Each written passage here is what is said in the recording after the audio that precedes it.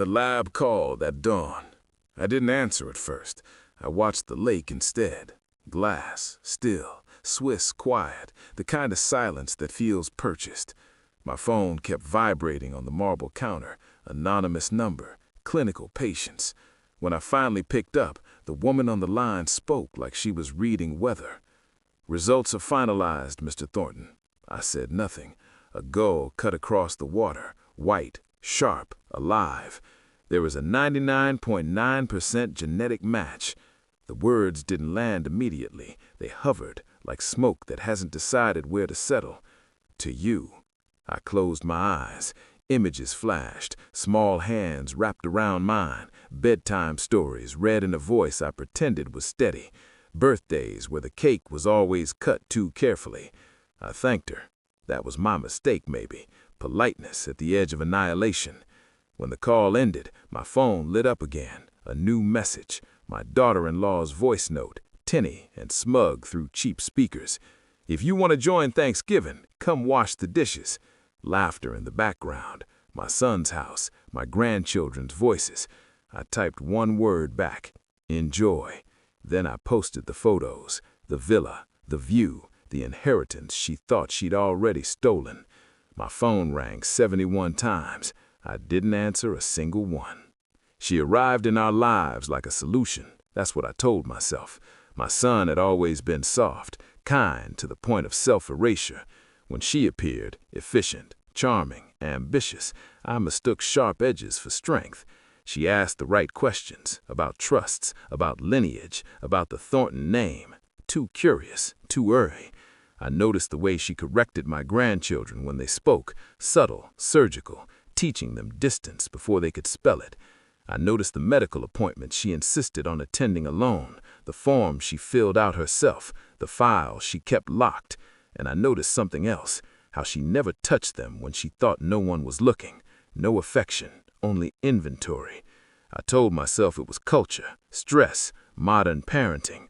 I am not a stupid man, but I am a father.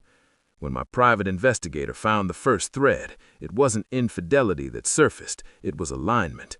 Payments routed through shell charities, messages erased but patterned, a name that appeared twice in my old enemies list.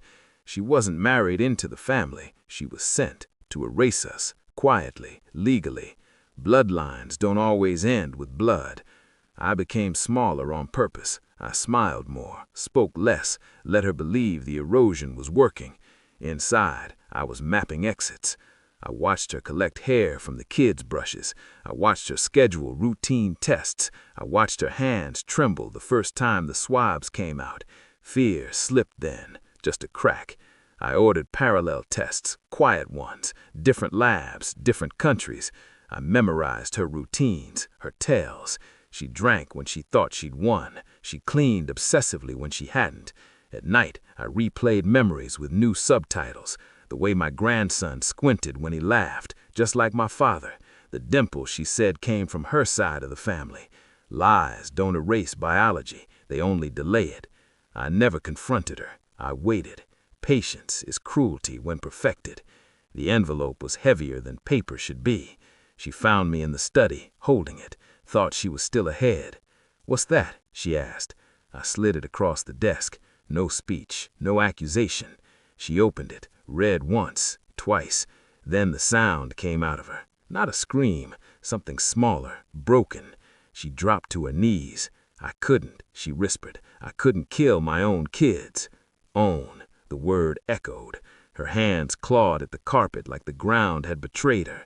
"They're mine," she said. "I didn't know. I swear I didn't know at first."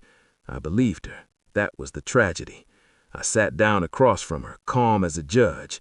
"They were never your mission," I said. "They were your mistake."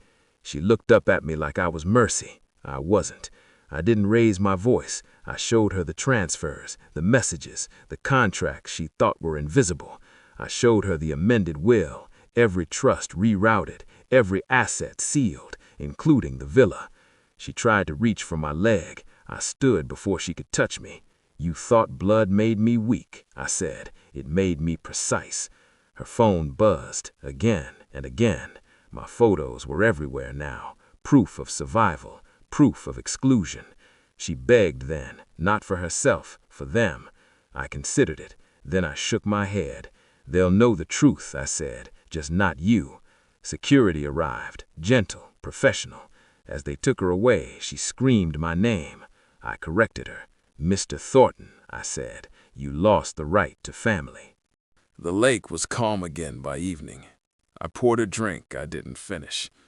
I thought about the cost of vigilance, the weight of inheritance, the lie that love is blind. It isn't. It just chooses to see later.